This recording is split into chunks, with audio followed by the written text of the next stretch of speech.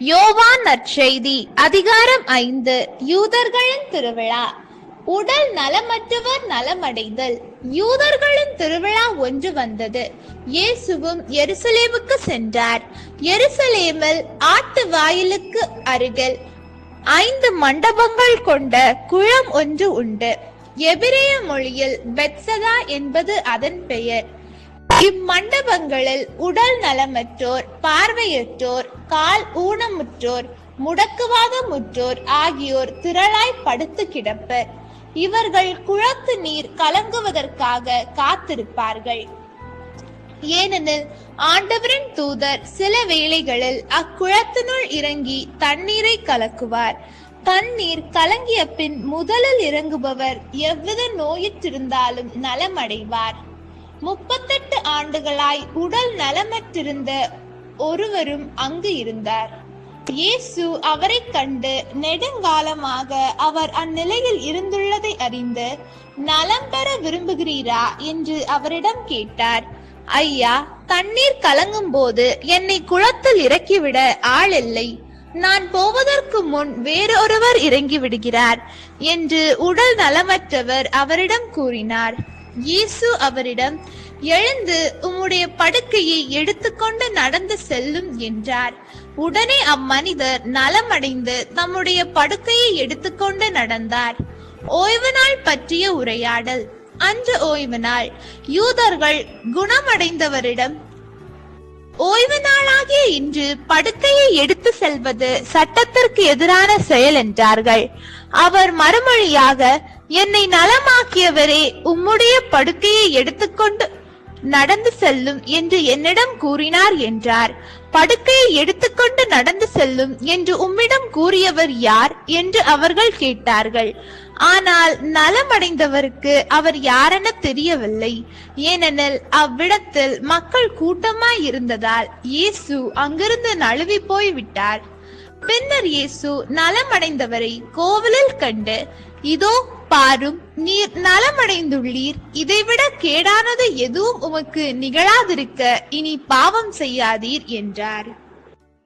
அவர் போய் தம்மை நலமாக்கியவர் இயேசு என்று யூதர்களுக்கு அறிவித்தார். ஓய்வு நாளில் இயேசு இதை செய்ததால் யூதர்கள் அவரை துன்புறுத்தினார்கள். இயேசு அவர்களிடம், என் தந்தை இன்றும் செயலாற்றுகிறார், நானும் செயலாற்றுகிறேன் என்றார். இவ்வாறு அவர் ஓய்வு நாள் சட்டத்தை மீறியதோடு நில்லாமல், கடவுளை தம் சொந்த தந்தை என்று கூறி தம்மையே கடவுளுக்கு இணையாக்கியதால் யூதர்கள் அவரை கொல்ல இன்னும் மிகுந்த முயற்சி செய்தார்கள். தந்தை மகன் ஒற்றுமை.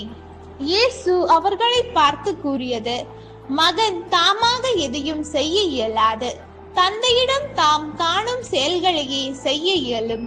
தந்தை செய்பவற்றை மகனும் அவ்வாறே செய்கிறார் என நான் உறுதியாக உங்களுக்கு சொல்கிறேன்.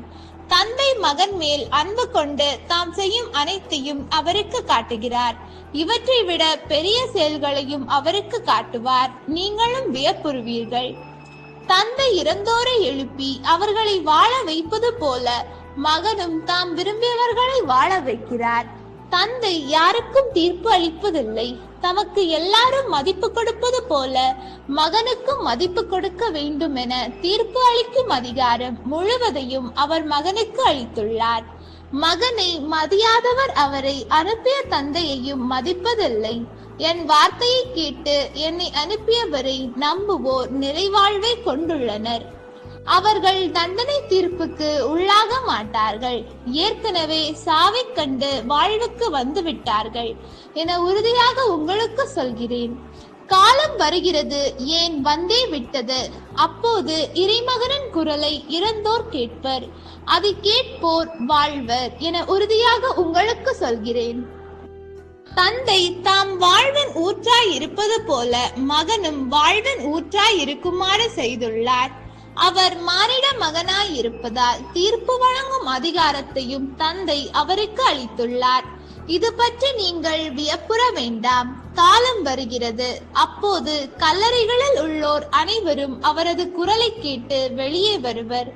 நல்லன செய்தோர் வாழ்வு பெற உயிர் தெழுவர், தீயன செய்தோர் தண்டனை தீர்ப்பு பெற உயிர் தெழுவர். நானாக எதுவும் செய்ய இயலாது. தந்தை சொற்படியே நான் தீர்ப்பிடுகிறேன். நான் அளிக்கும் தீர்ப்பு நீதியானது. ஏனெனில் என் விருப்பத்தை நாடாமல் என்னை அனுப்பியவரின் விருப்பத்தையே நாடுகிறேன். இயேசுவுக்கான சான்றுகள்.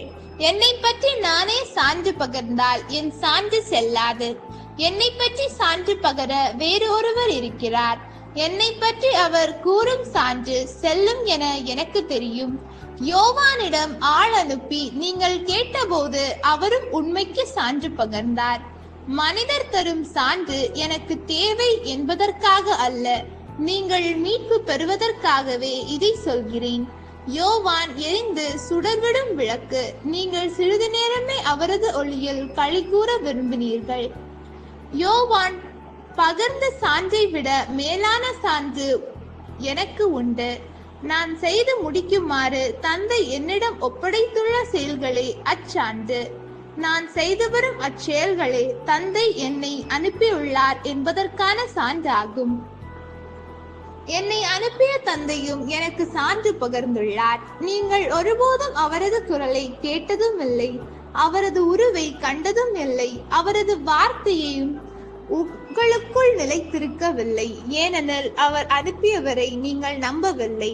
மறைநூல் வழியாக நிலைவாழ்வு கிடைக்கும் என எண்ணி அதனை துருவி துருவி ஆய்ந்து பார்க்கிறீர்கள். ஆம், மறைநூல் எனக்கு சான்று பகிர்கிறது. வாழ்வு பெறுமாறு என்னிடம் வர உங்களுக்கு விருப்பமில்லை. நம்பாதோர் மேல் குற்றச்சாட்டு. மனிதர் தரும் பெருமை எனக்கு தேவையில்லை. உங்களை எனக்கு தெரியும். உங்களிடம் இறையன்பு இல்லை. நான் என் தந்தையின் பெயரால் வந்துள்ளேன், ஆனால் என்னை நீங்கள் ஏற்றுக்கொள்ளவில்லை. வேறொருவர் தம் சொந்த பெயரால் வருவாரானால் அவரை நீங்கள் ஏற்றுக்கொள்வீர்கள். கடவுள் ஒருவரே, அவர் தரும் பெருமையை நாடாது ஒருவர் மற்றவரிடமிருந்து பெருமை தேடிக்கொள்கிறீர்கள். உங்களால் எப்படி என்னை நம்ப இயலும்? தந்தையின் முன்னிலையில் உங்கள் மேல் குற்றம் சுமத்த போகிறவன் நான் என நினைக்காதீர்கள். உங்கள் சார்பாக நிற்பார் என நீங்கள் எதிர்பார்க்கும் மோசையே உங்கள் மேல் குற்றம் சுமத்துவார். நீங்கள் மோசையை நம்பி இருந்தால் என்னையும் நம்பி இருப்பீர்கள். ஏனெனில் அவர் என்னை பற்றி தான் எழுதினார். அவர் எழுதியவற்றை நீங்கள் நம்பவில்லை என்றால் நான் சொல்லுபவற்றை எவ்வாறு நம்ப போகிறீர்கள்? ஆண்டவரின் அருள்வாக்கு. இறைவா உமக்கு நன்றி. ஹோலி பைபிள் தமிழ் சேனலில் திங்கள் முதல் வெள்ளி வரை திருவிவிலியத்தின் ஒரு அதிகாரமானது பதிவேற்றம் செய்யப்படும். நம் அன்பு கடவுளின் ஆசியும் அருளும் இன்னும் பலருக்கு கிடைக்கப்பெற ஹோலி பைபிள் தமிழ் சேனலை சப்ஸ்கிரைப் செய்யவும். மேலும் உங்கள் உறவினர் மற்றும் நண்பர்களுடன் ஷேர் செய்யவும். நன்றி.